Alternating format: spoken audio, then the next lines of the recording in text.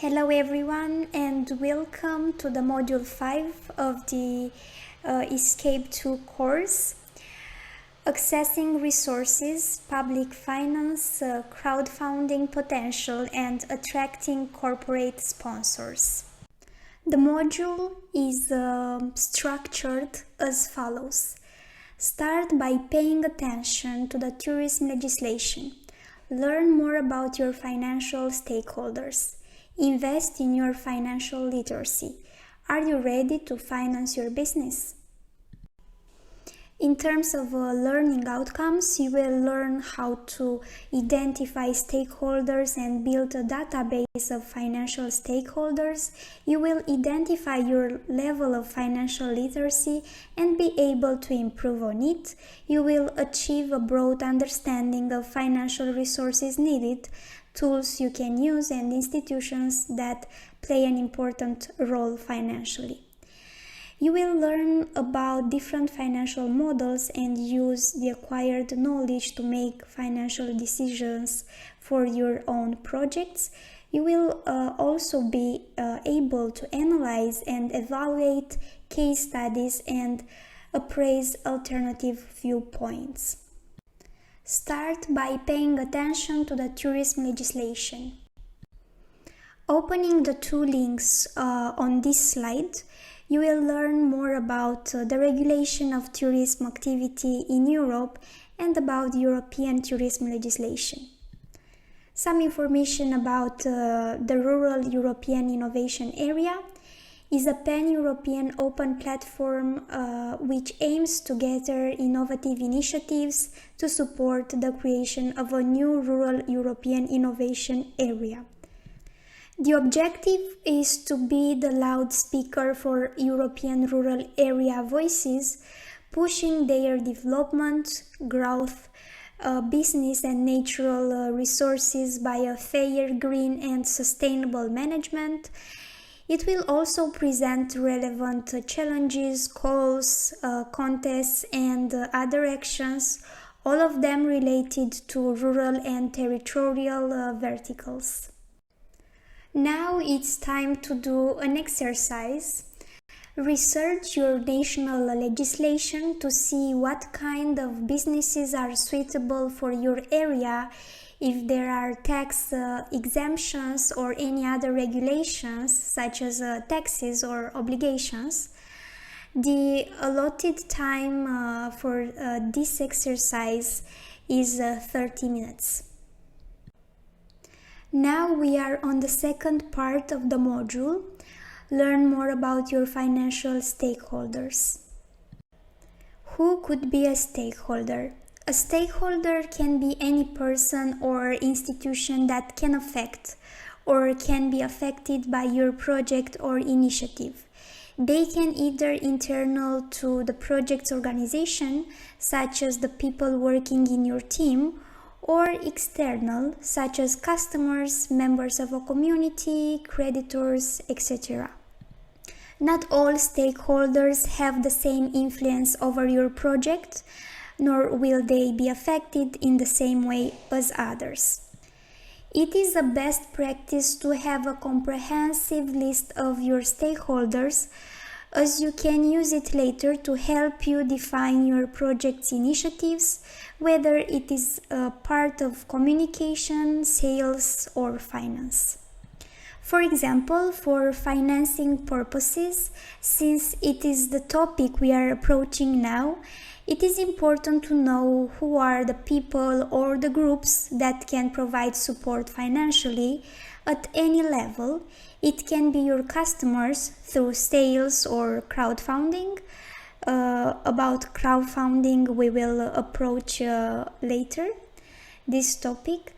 European or national institutions that provide grants, or just crediting institutions which will expect reimbursement later on. So we have stakeholders at different levels. At local level, we have local organizations or businesses that can support or create partnerships. We have interest group representative bodies such as Farmers Union, landowners, forest managers, local rural communities, rural businesses, and local action groups. At the national level, we have national rural networks which operate in each EU member state to support and enhance rural development objectives as defined in the rural development programs. The national rural networks enable and facilitate exchange and learning between all the partners involved in rural development policy implementation, such as public authorities, economic and social partners, and the relevant bodies representing civil society. Let's have a look now at European stakeholders offering funding. Firstly, we have the recovery and resilience mechanism as defined in national recovery and resilience plans. Next, we have the European Regional Development Fund, which is aiming to strengthen sustainability in terms of social economic sustainability and resilience tourism in the long term, transforming the sector by learning from innovative solutions, and Cohesion Fund, which includes tourism-related investments in environment and trans-European transport networks, especially in regions with heavily dependent economy on tourism. The European Agricultural Fund for Rural Development consists in tourism-related investments included in the national strategic plans under the Common Agricultural Policy. And the European Maritime Fisheries and Aquaculture Fund is financing tourism-related projects such as ecotourism, fishing tourism, local gastronomy, fish and seafood restaurants, accommodation, tourist trails, diving, as well as supporting local partnerships in coastal tourism. LIFE program is financing environmentally sustainable and tourism-related projects, especially those aimed at reducing carbon dioxide emissions through energy efficiency, projects that blend climate change adaptation measures with tourism. Horizon Europe is focused on developing new approaches, concepts and practices for cultural tourism, accessible and inclusive tourism. Creative Europe program includes European Capitals of Culture program, cooperation projects or platforms including cultural events in the form of music or performing arts, festivals, film festivals and markets, branding cities through culture, developing the creative aspects of sustainable cultural tourism and the design and fashion sectors, and promoting and representing these sectors outside of the EU. Erasmus Plus program is financing projects aimed at mobility, skills development and capacity building for young people's employability in the tourism sector, digital skills in cultural heritage, hospitality and innovation in tourism research. Fair Transition Fund supports SMEs in the tourism sector through investment in fixed capital or intangible assets, supporting diversification of economic activity, creation of new business opportunities, and helping citizens adapt to a changing labor market. Digital Europe program is supporting creating data spaces. Single Market program is focused on improving the competitiveness of businesses in the tourism sector. InvestEU is giving investments to strengthen competitiveness, sustainability and chain value of tourism, sustainable, innovative and digital measures that could contribute to reducing the sector's climate and environmental footprint. Last but not least, we have support from the European Bank for Reconstruction and Development, which gives a tourism inclusive framework with investments in hotels and tour operators, integrated framework for cultural heritage, projects located near or within a cultural heritage site, improved marketing, sustainable management and operation, connectivity and accessibility, quality and availability of facilities. Here we have a map of the rural networks and the stakeholders. Now it's time to do the second exercise, identify your stakeholders. Managing stakeholders can help you ensure that your projects are met with success where others might fail. It helps you take into account everyone who significantly impacts a decision or could be affected by it. Identifying who has various levels of input or interest in your projects can help align decisions. Brainstorm and make a comprehensive list of potential stakeholders for your project or business. The allotted time doing this exercise is around 1 hour. We will assist you doing this exercise by giving some instructions or tips. Create your list of stakeholders by answering the following questions. Who will be impacted by this business? Who will be responsible or accountable for the business? Who will have decision authority on the business? Who can support or obstruct the business? Who has been involved in a business like this before? We can look also at the list of the stakeholders. Only some examples we have here, such as clients, leaders, shareholders, students or participants, governments, the community, senior executives, partnerships, trade associations, co-workers, suppliers, the press, interest groups, customers, analysts, the public, prospects, key contributors, key advisors. We can use also a visual representation of stakeholders as we have here on this slide. The third part of the module is invest in your financial literacy. Exercise number 3 consists in a test on financial skills. Each question of this test represents a level achieved in financial skills from 1 to 5 and provides an explanation for you to self-assess your financial knowledge and skills. Now, are you ready to finance your business?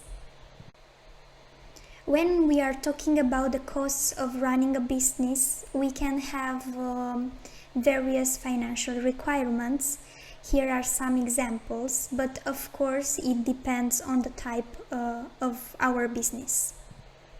So the costs could be development funding, direct product costs, general management and administration costs, staff costs, equipment and machinery, And the list goes on. Assessing the financial resources and potential flow is an essential part of a business plan, so you can see module 3 for this. Here it's a list of fund sources, which includes personal funds, friends and families, competitions, accelerator programs, grant ads, private investors, venture capital funds, crowdfunding, online fundraising, EU funding, bank loans, impact funds, invoice discounting or factoring, and leasing. Finding out more about financing opportunities for your business can help you identify other potential stakeholders. And the suitability of a funding choice depends on the life cycle of the business, its size, and the owners and the team's levels of knowledge and competencies. It also depends on the market, and there could be tax breaks for specific sectors of activities. So that's why we recommend to check your national tax regulation. What is crowdfunding? Crowdfunding is defined as a group of people founding a project or a business instead of one or two major investors. There are 4 types of crowdfunding. Donation-based, people financing a project, a campaign, a business without expecting anything in return because they have the means. They identify with your cause or goals. Debt-based or peer-to-peer lending, the money paid is to be returned with an interest. Rewards-based, backers receive something in return for their donations, such a product, a service, a discount. Equity-based, backers get a portion of the business in exchange for funding. Is a type of investment.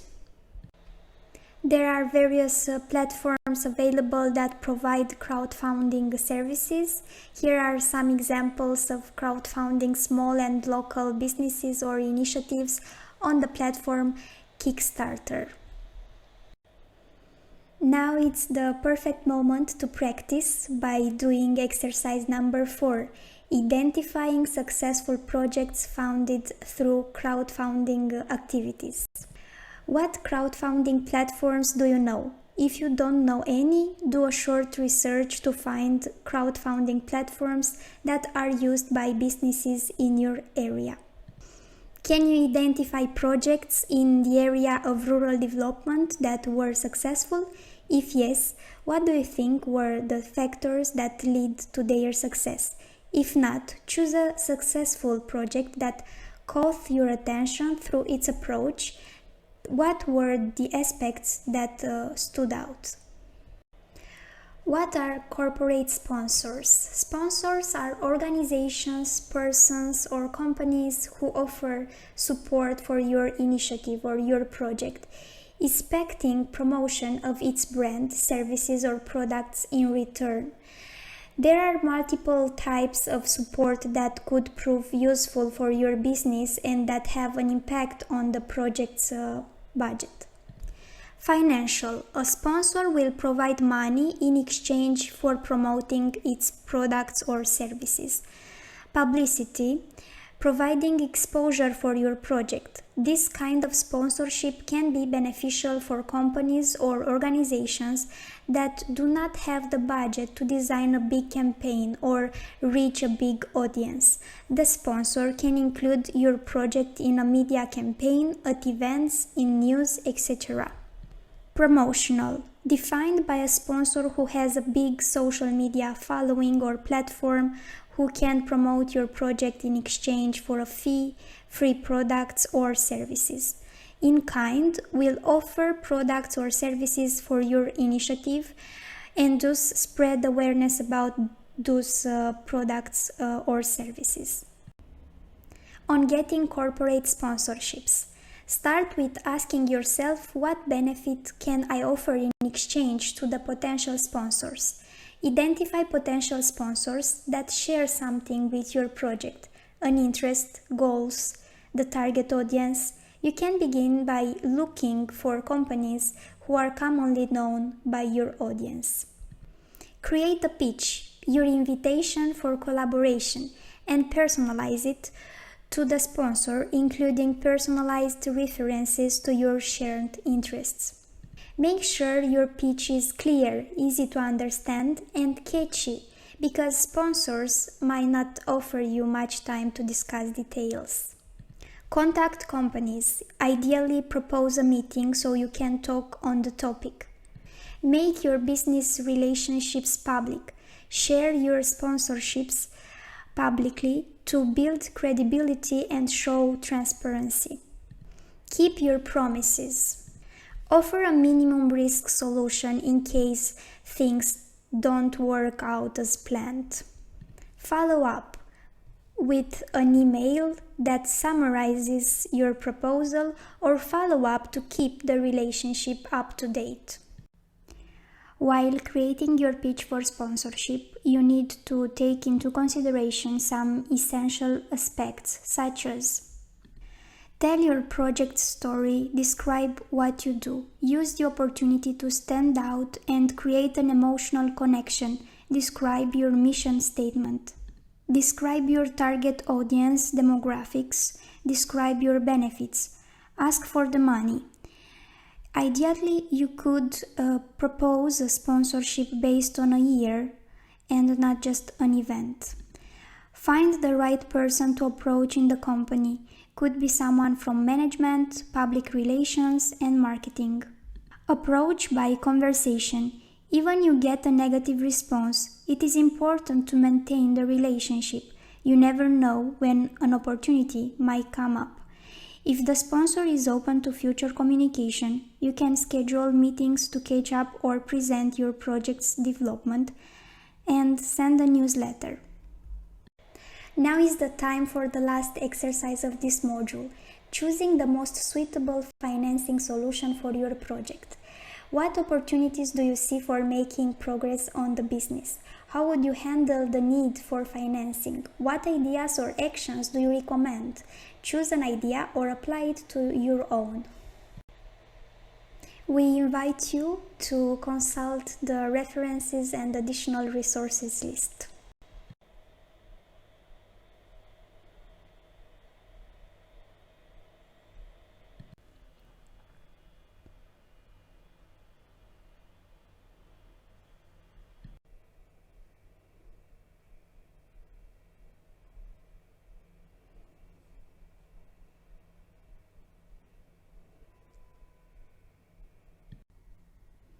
Module 5 is complete. Well done. Next is Module 6, connecting to collaborations and communities.